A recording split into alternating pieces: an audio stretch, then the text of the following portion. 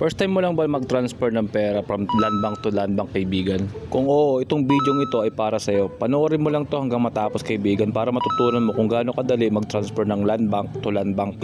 Namimigay pala ang channel natin ng free GCash giveaway. Sabihin lang, mag-like, mag-comment kung bakit ikaw ang dapat manalo, kaibigan.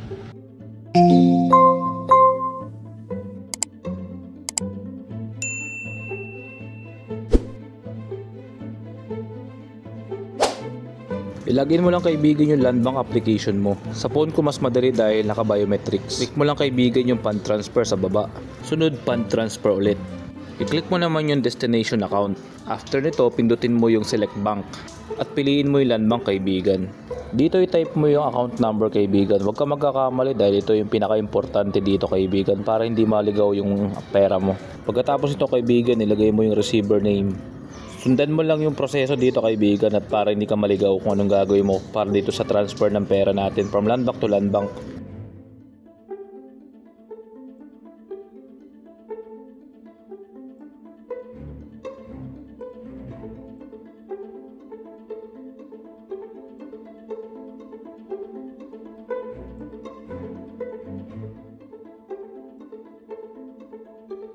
Optional pala, kaibigan, dito yung mobile number or yung email ng receiver natin. Maaari ka maglagay or maaari ka ring hindi maglagay. At kung na-review mo na, kaibigan, yung mga nakalagay ditong detalye, maaari mo nang pindutin yung proceed. Dito sa page na to, maaari mo nang ilagay yung amount na ita-transfer mo from land bank to land bank. Maaari mo ring ilagyan ng remarks dito, kaibigan, para alam mo kung bakit ka nag-transfer ng pera.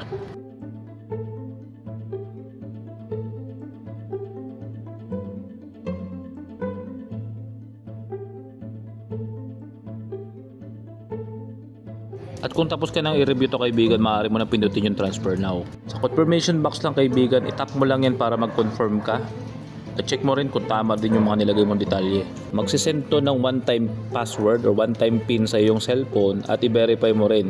I-type mo lang dito kung ano yung na-receive mo sa cellphone mo, kaibigan.